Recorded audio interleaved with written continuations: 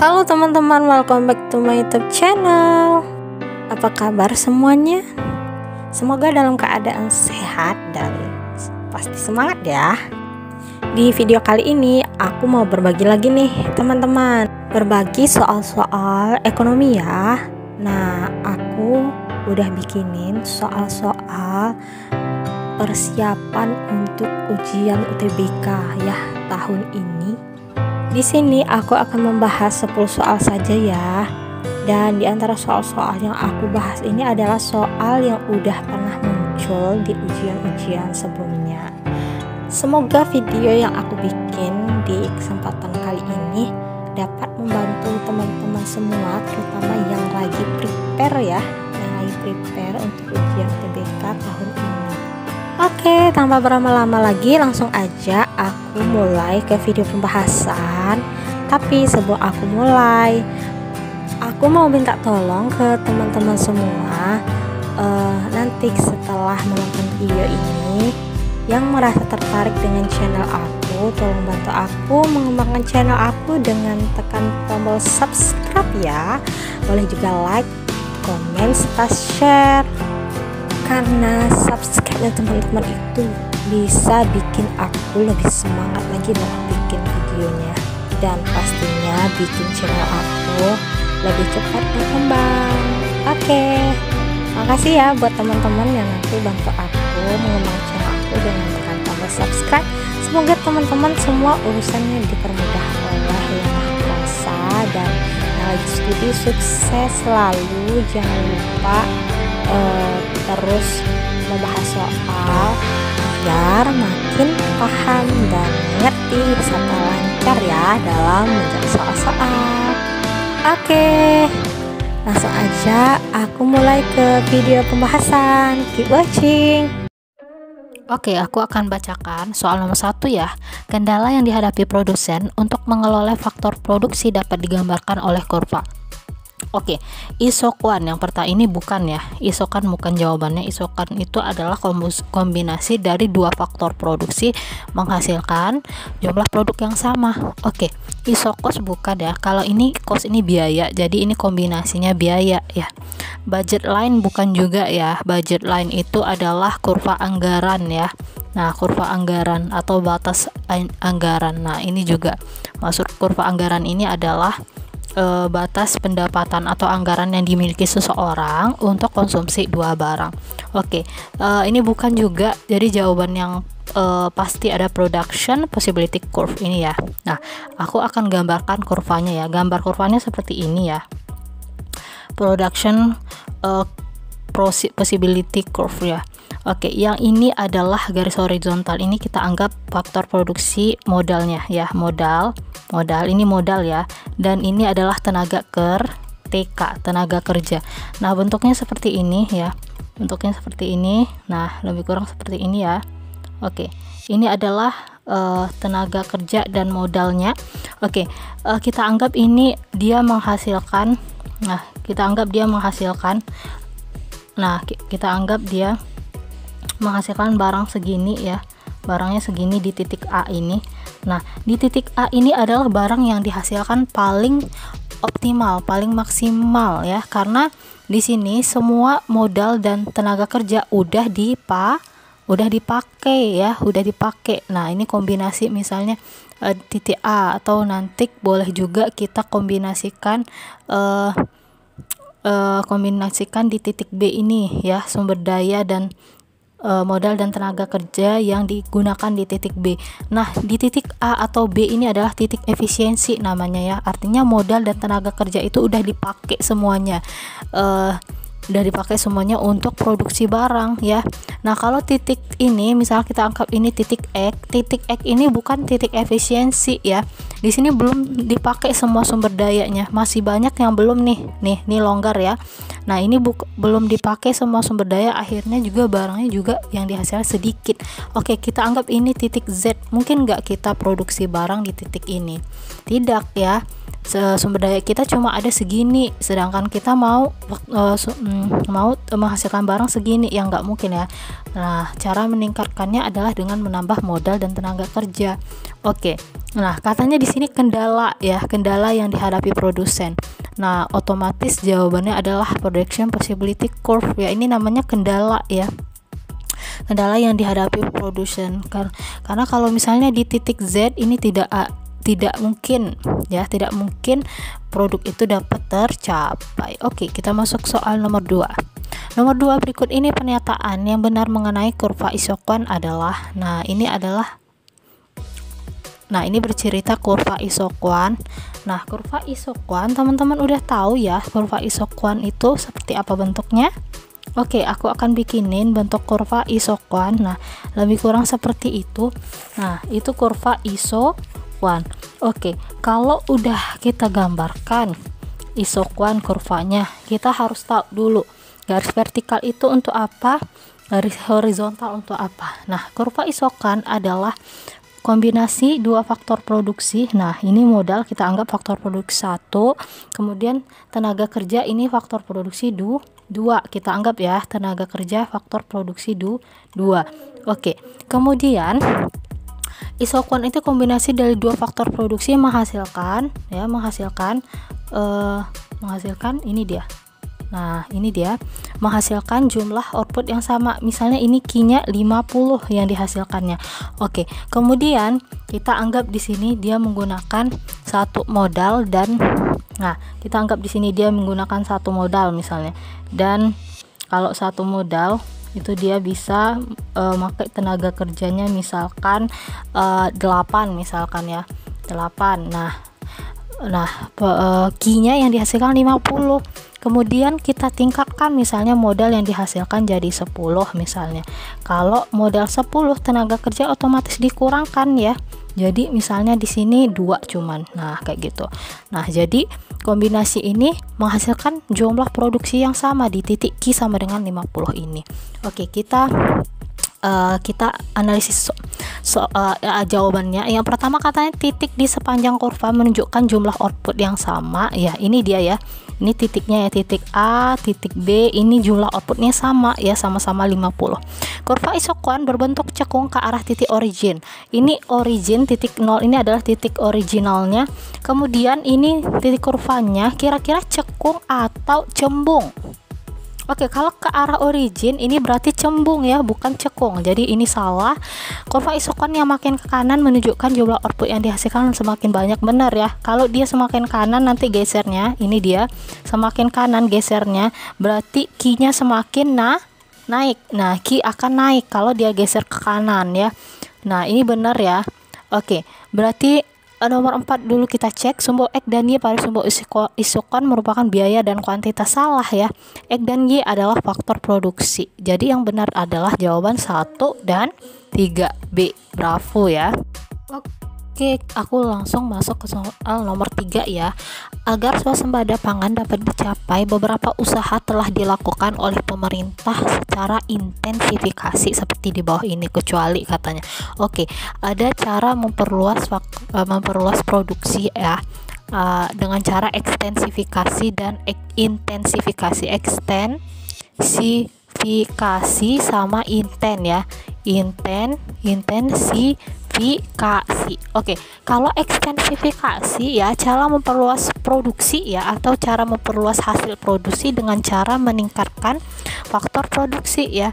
Faktor produksi di sini, faktor produksi ini ditingkatkan, itu ekstensifikasi ya. Contohnya kita meningkatkan modal. Nah, contohnya di sini kita meningkatkan modal ditingkatkan, kemudian tenaga kerja ditingkatkan, itu ekstensifikasi ya. Nah, kalau intensifikasi ya, oke, aku sambung aja di sini ya, di bawahnya ya. Nah, intensifikasi yaitu kita memperluas produksi atau meningkatkan hasil produksi dengan cara meningkatkan. Nah, produktivitas, Nah, produktivitas faktor produksi ya, faktor produksi. Nah, ini kita tingkatkan ya. Nah, misalnya kalau semula kita menggunakan bibit biasa kayak gitu ya, untuk menghasilkan tumbuh-tumbuhan kayak gitu ya, kayak bibit sawah, bibit padi kayak gitu ya. Nah, untuk intensifikasi ini caranya dengan cara memilih bibit unggul kayak gitu ya. Nah, kita cek ya di soal, agar swasembada pangan dapat dicapai, beberapa usaha telah dilakukan oleh pemerintah secara intensifikasi seperti di bawah ini, kecuali katanya yang A, mendorong petani untuk menggunakan benih bibit unggul. Oke, ini benar ya. Nah, ini benar, intensifikasi itu ya, menggunakan pupuk secara efisien, benar juga ya, pupuknya kita gunakan secara efisien. Oke, memperluas areal pertanian. Oke, areal pertanian ini adalah faktor produksi. Nah, kalau diperluas areal pertanian berarti dia itu meningkatkan faktor produksi ya. Jadi ini extend. Nah, ini extend. Jadi ini jawabannya ya. Udah ketemu langsung ya. Oke, yang D dan E itu ada intensifikasi. Oke.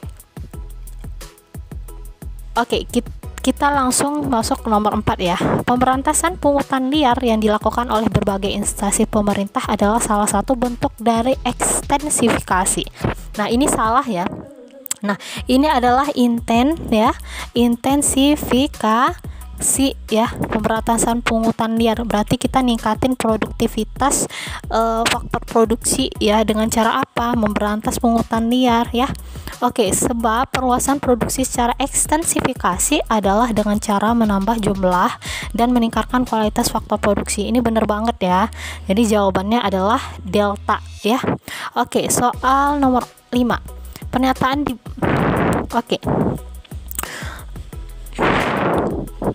Oke, kita langsung soal nomor 5. Pernyataan di bawah ini terdapat pada pasar persaingan sempurna tetapi tidak terdapat pada pasar monopolistik adalah katanya. Oke, kurva permintaan berbentuk sangat landai. Ini salah ya. Ini bukan persaingan sempurna ya. Nah, ini monopolistik ya. Oke, kalau pasar persaingan sempurna bentuk pasarnya kayak gini kurvanya ya. Nah, ini dia. Berarti ini sama dengan P sama dengan AR sama dengan MR. Nah, P sama dengan P sama dengan sama dengan D dulu ya, ini P sama dengan D sama dengan AR sama dengan MR. Nah, itu dia bentuk kurvanya ya. Jadi ini salah yang A. Yang B, kurva permintaan berbentuk horizontal. Iya, ini benar ya, sesuai dengan yang aku bikinin kurva ini ya. Yang C, banyak penjual dan pembeli. Oke. Kalau di pasar persaingan sempurna ya banyak penjual dan pembeli juga. Di pasar monopolistik banyak juga tapi tidak sebanyak pasar persaingan sempurna. Nah, kalau ini yang B ini dia di pasar persaingan sempurna ada tapi di monopolistik. Nah, ini kan katanya tidak terdapat pada monopolistik katanya. Nah, dia nggak ada ini ya, nggak ada. Jadi ini jawabannya ya. Ini sama ada ya, banyak penjual dan pembeli ini ada di sempurna, ada di mono juga, monopolistik. Dalam jangka pendek dapat menderita rugi, ini bukan jawabannya juga ya. Nah, ini juga bukan, berarti ya tidak ada hambatan masuk pasar. Oke. Di pasar persaingan sempurna ya tidak ada hambatan. Di monopolistik ada hambatan tapi cuman kecil hambatannya. Yang paling tepat itu adalah jawabannya adalah Bravo ya, B ya. Oke, jawaban yang paling tepat adalah Bravo. Nah, nomor 6. Oke, sekarang aku akan masuk ke soal nomor 6. Berikut ini adalah kondisi di pasar oligopoli yang tidak sesuai dengan kondisi di pasar monopoli adalah. Nah, yang pertama katanya sulit masuk pasar. Oke, di oligopoli pengusaha baru sulit masuk pasar, benar. Di monopoli sama ya, pengusaha baru juga sulit masuk pasar. Berarti itu bukan jawabannya. Yang B, perusahaan sebagai price maker, benar ya. Di monopoli perusahaan sebagai pengambil harga dan oligopoli perusahaan juga sebagai pengambil harga. Yang C, perusahaan menetapkan harga di atas biaya marginal. Nah, ini iya sama, keduanya ada ya. P di atas MC. Jadi itu bukan jawabannya. Kita cari yang tidak ya. Yang D, perusahaan dapat menghasilkan barang homogen. Oke, ini jawabannya ya, yang D ya. Kalau di oligopoli dia homogen tapi terdiferensiasi. Nah, itu kan sama dengan heterogen juga ya, sama dengan ya. Makanya yang D itu salah ya. Jadi kalau monopoli baru barangnya homogen. Nah, D jawabannya ya. Oke, kita bahas yang E. Perusahaan dapat berproduksi pada saat MR sama dengan MC agar ruginya minimum. Oke, ini benar banget ya. Rugi minimum MR sama dengan MC itu agar bisa mencapai laba maksimum atau rugi minimum ya, atau si perusahaan ini walaupun sudah rugi minimum tapi dia bisa berproduksi. Aku akan baca. Nah, nomor 7 aku bacakan soalnya. Perusahaan dalam pasar persaingan monopolistik akan memperoleh laba maksimum pada saat, katanya. Oke, laba maksimum. Kalau monopolistik, laba maksimum itu terjadi ketika MR ya, MR. Nah, MR lebih besar dari MC ya. Revenue-nya, pendapatan harus lebih besar dari cost-nya, biaya ya. Jadi mana jawabannya? Oke, jawabannya adalah delta ya. MR lebih besar daripada MC. Oke. Nomor 8. Berikut adalah nomor 8. Nah, nomor 8 berikut adalah berbagai faktor yang bisa menyebabkan terjadinya monopoli, kecuali, katanya, berarti yang bukan ya. Nah, menguasai bahan mentah ya, ini terjadi ya kalau ada perusahaan yang menguasai bahan mentah berarti bisa terjadi monopoli ya. Ini benar ya. Kita cari yang bukan ya. Memiliki hak paten ya.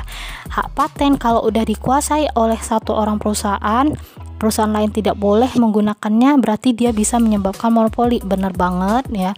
Iklan dan promosi, bukan ya. Nah, ini bukan ya. Ini jawabannya ya. Perusahaan monopoli tidak memerlukan iklan, tidak memerlukan promosi, karena iklan nggak iklan atau promosi nggak promosi, barangnya tetap bakal dibeli ya, karena barang cuma satu. Adanya hambatan masuk pasar, benar, ini menyebabkan monopoli. Keterbatasan luas pasar ya, ini juga menyebabkan tiba monopoli. juga ya kita ke soal nomor 9 ya. Aku akan bacakan soal nomor 9.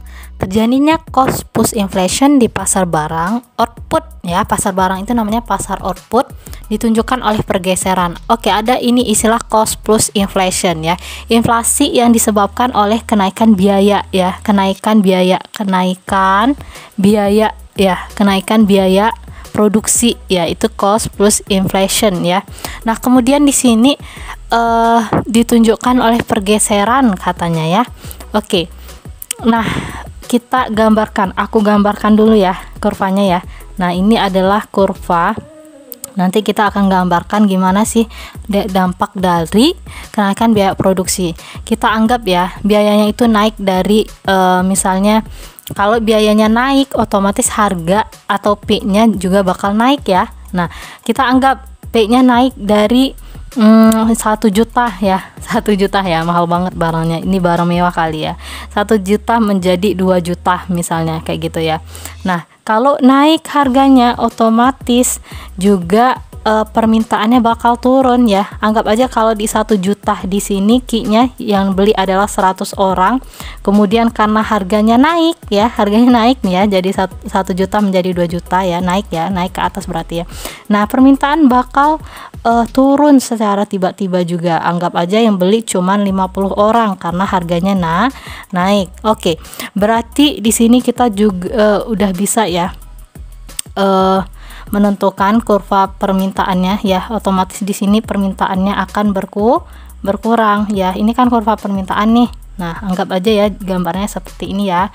Memang ini ya gambarnya, cuman agak mereng-mereng, nggak apa-apa lah ya. Nah, ini D. Nah, dari D2, ini D2 ya, bergeser ke D1, bergeser ke kiri. Kenapa bergeser ke kiri? Karena Ki-nya berkurang ya, otomatis Ki-nya berkurang. Nah, kalau harganya naik, nah Ki yang dihasilkan oleh produsen, jumlah barang yang dihasilkan oleh produsen juga akan berkurang ya. Ingat teori dari faktor-faktor yang mempengaruhi penawaran ya. Kalau biaya produksi naik, jumlah penawarannya atau Ki-nya juga akan berkurang. Nah, ini ya, berarti nah ini dia ya, ini kurva. Bentar ya teman-teman, aku hapus dulu ya yang salah ini, aku buat kurva penawarannya. Nah, kurva penawaran. Nah, bentar ya. Nah, ini adalah kurva penawaran ya. Nah, kurva penawaran seperti ini bentuknya. Nah, seperti ini bentuknya ya. Itu kurva penawaran. Nah, kurva penawaran ya. Oke, penawarannya berkurang juga ya. Kita anggap berkurangnya dari S2 menjadi S1. Tuh, dia geser ke kiri ya. Kalau berkurang penawaran ya, penawarannya otomatis dia bergeser ke kiri. Ke kiri mana nih?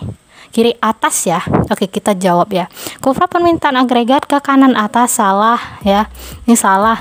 Kurva permintaan agregat ke kiri bawah, salah ya. Nah, kurva permintaan agregat ke kiri bawah. Oke.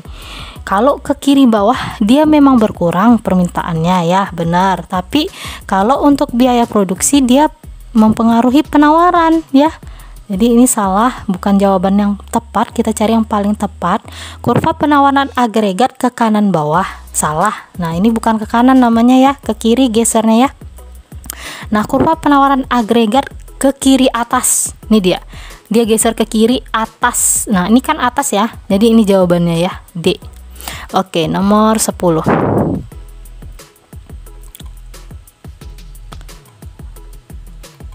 Oke, nomor 10 ya. Dalam jangka pendek, perusahaan monopoli akan selalu memperoleh laba. Benar ya.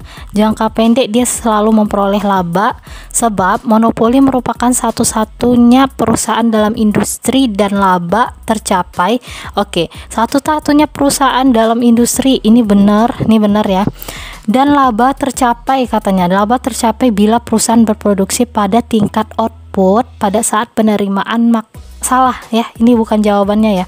Nah, laba itu pada pasar monopoli. Nah, laba itu tercapai ketika, nah ini ya, ingat ya kata kuncinya itu ya, laba tercapai ketika P itu harga lebih besar dari AC, average cost atau biaya rata-rata ya. Nah, ini dia labanya. Kalau untuk laba max ya, laba max. Nah, laba max ya di pasar ini berlaku persamaan kayak gini ya. MR harus sama dengan MC. Nah, ini dia. Nah, jadi kalau di soal katanya laba max ketika output pada saat penerimaan TR maksimum, salah. Nah, ini jadi benar salah jawabannya adalah C.